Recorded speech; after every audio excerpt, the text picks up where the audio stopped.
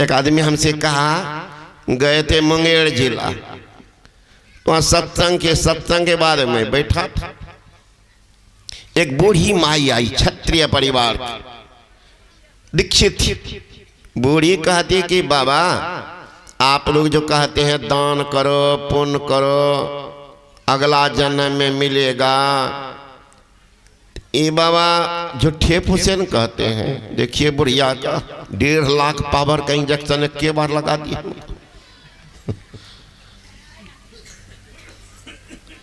तो क्यों मैया, तो मरेंगे तो हम कैसे जानेंगे?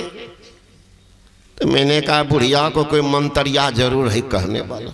कई बात सब कहाँ तो सीख, हमारा बेटा है ना बाबा फौजी, तो वही आते हैं तो कहते हैं कि मैया तुम कितनी भोली भाली हो, कहाँ पैसा लुटाते फिरते। अरे बुढ़िया बैठ करके घर में पूजा पाठ करो, गरीब को खाने दो। का गरीब खाने कह दो, वो भी तो पुण्य है, मत खिलाओ।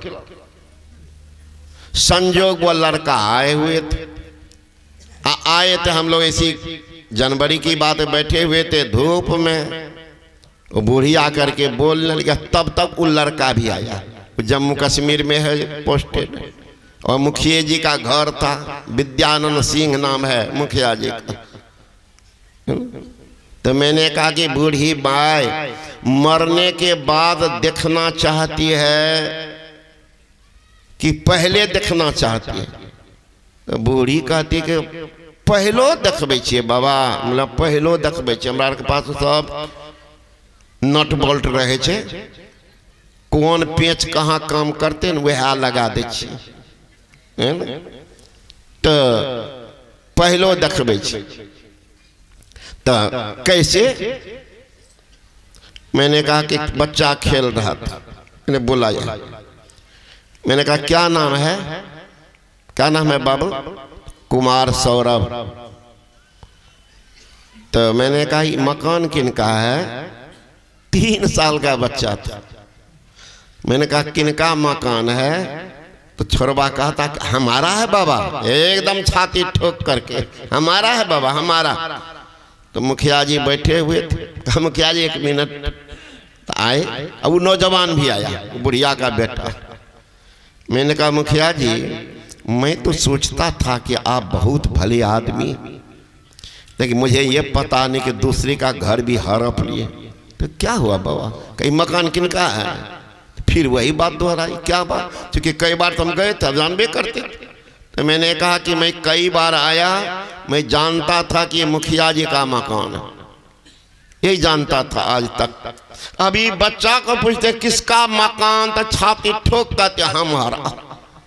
अब यही फेरा पड़ गया कि मुखिया जी अपन दबंगाई तो नहीं दिखा दिए कि दूसरे घर का हड़प के रह रहे हैं, हमारा मकान, घर तो इनका। हंसने लगे, कहा बाबा ये हमारे पोता है। तो मैंने आप पोता तब इनका मकान है कि आपका मकान? हम तो समझे में नहीं आता। कहा बाबा अब तो इन्हीं का मकान है, मतलब हम ठेकेदार थे बना दिए, मालिक आ गया है मकान छोड़ दिए, तो अब रह रहे कहाँ पर? गैरेज वाला घर में मुखिया जी रह रहे, मुखिया जी रहे गैरेज वाला घर में, और वो 3 साल का बच्चा रह रहा मकान में। स्वतः मुखिया जी खाली कर जब नहीं रहेगा, पुतो आई नहीं अभी घर में, शादी होने जा रहा है, करवाने जा रहे हैं। अब पहले से घर खाली है कि दुल्हन आएगी तो इसी घर में रहेगी। दुल्हन के लिए दुल्हन कितना पुण्य की है कि सजल धजल मुखिया जी का मकान में आ रही है। इसका मतलब बूढ़ी माँ समझती हो, ये बच्चा जितना दान पुण्य किया था, जिस अनुपात में पूंजी लगाया वैसा मकान बना। इससे ज्यादा पूंजी है मुख्यमंत्री प्रधानमंत्री के घर में तो बच्चा आ रहा है, हवाई जहाज हेलीकॉप्टर उड़ रहा है, माँ के पेट में आया, माँ हवाई जहाज उड़ रही है, बच्चा पेटे से उड़ रहा है। देखती कि नहीं देखती? कभी कौन देखता है मरने के बाद? और यह भी देखी होगी रोड के किनारे प्लास्टिक का आशियाना, गाछ के नीचे प्लास्टिक टंगा हुआ है, जाड़ा गर्मी बरसात तीनों ऋतु बीत रही है, उसमें भी बच्चा जन्म लेते हैं। उनको क्या मिलेगा? कटोरा।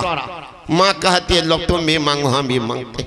कहते कौन देखता मरने के बाद? देख रही हो कौन है? अगर यहाँ दान पुण्य शुभ काम नहीं किया तो ध्यान रखना, प्लास्टिक घर तैयार है रोड पर, माँ बाप लुल्हा नंगरा अनरा बन के आइएगा, रोड पर भीख मांगिएगा। कहते कौन देखता? नहीं देख रहे हैं।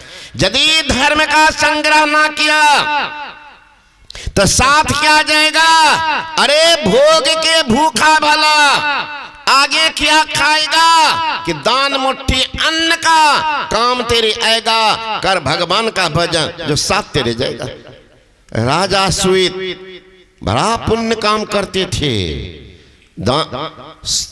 शुभ काम करते थे, कथा पुराण सुनाते थे, लेकिन महात्मा को न खाने देते थे और न दक्षिणा देते। दान और दक्षिणा में भी अंतर है।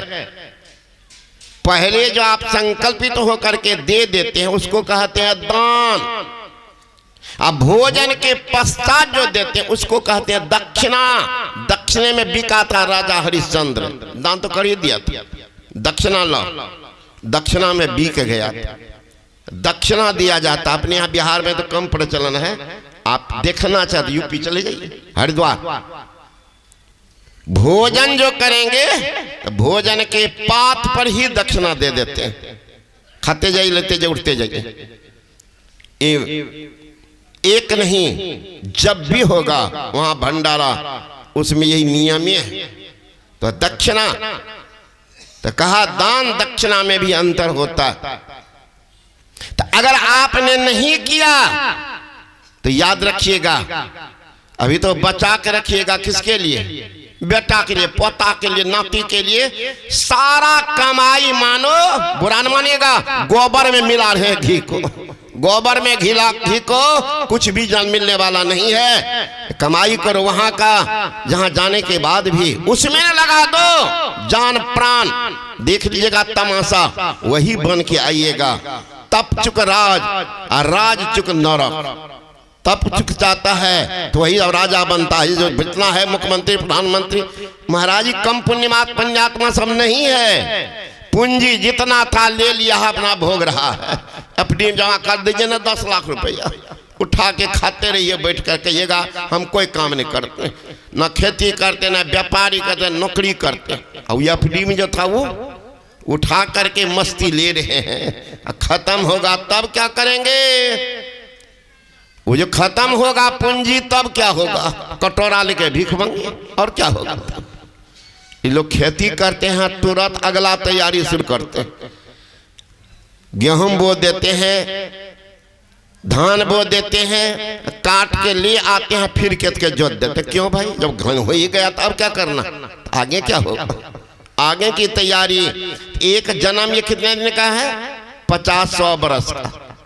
100 बरस के जिंदगी के लिए इतनी तैयारी है, अनंत जीवन ही बाकी है, उसकी क्या तैयारी है? कभी सोचा कि कहां जाएंगे,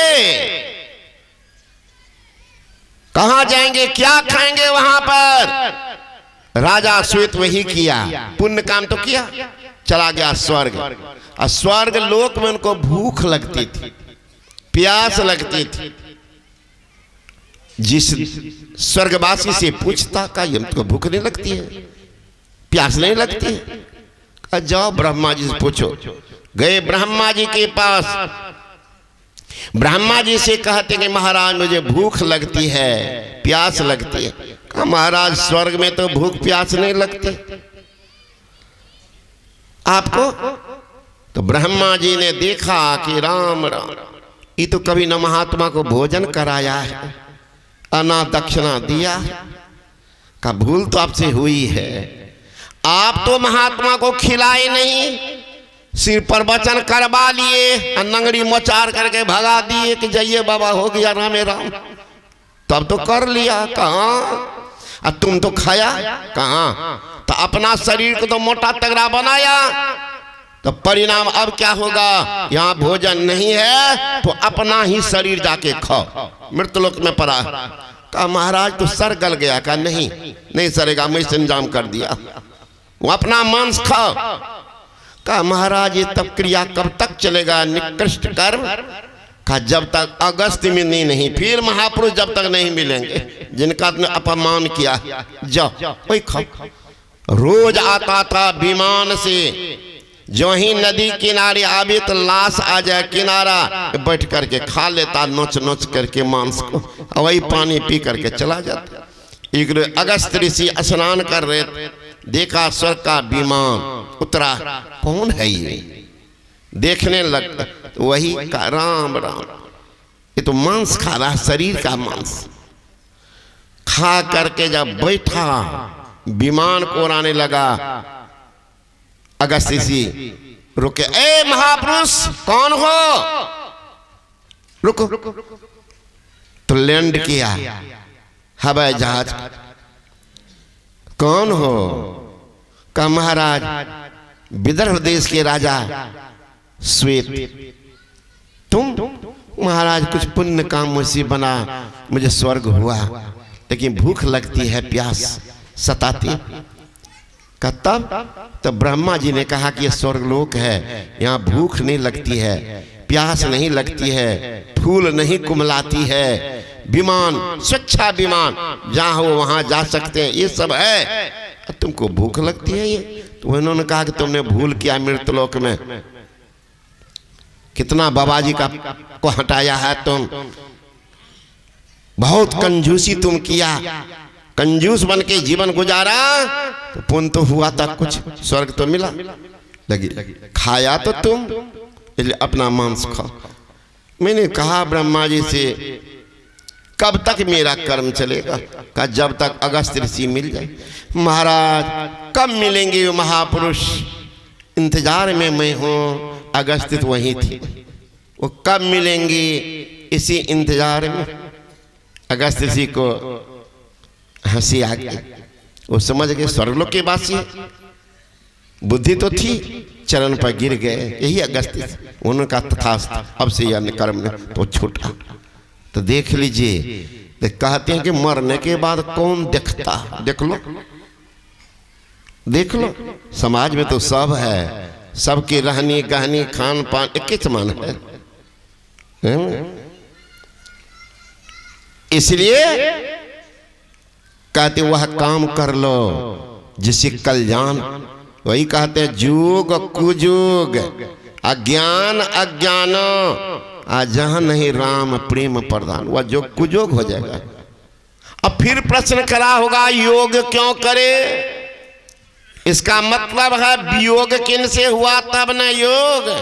न्यूटन का थर्ड लॉ है, तीसरा नियम, every action and reaction are equal opposite, प्रत्येक क्रिया के समान और विपरीत प्रतिक्रिया होती है। प्रत्येक क्रिया की every action and reaction are equal and opposite, तो प्रत्येक क्रिया तो उल्टी प्रतिक्रिया। आप बीमार नहीं है तो दवा क्यों खाएंगे, दवा की दुकान क्यों खोजेंगे, आप पर मामला मुकदमा नहीं है तो कचहरी को क्यों देखने जाएंगे, वकील को क्यों खोजेंगे, आपको विद्यार्थी को नहीं पढ़ाना है तो स्कूल कॉलेज का पता क्यों लगाएंगे, आपके हाथ की हड्डी नहीं टूटी है तो प्लास्टर क्यों करवाएंगे। तो वियोग किन से हुआ, वियोग किन से हुआ, तब न करेंगे योग। गोस्वामी तुलसीदास जी में बता रहे हैं कि वियोग किन से हुआ। ईश्वर अंश जीव अविनाशी, अचेतन अमल सहज सुकरासे, सो माया बस भयो गोसाई, अबंधों की मरकट की नहीं। ईश्वर का अंश यह जीव है, वही उनसे अलग हुआ।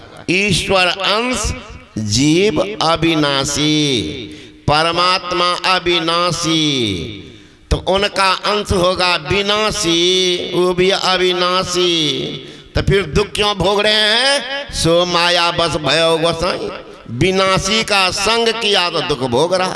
शरीर है विनाशी, असंग कर लिया अविनाशी, तो दुख तो भोगना पड़े। दुख तो होना ही पड़ेगा।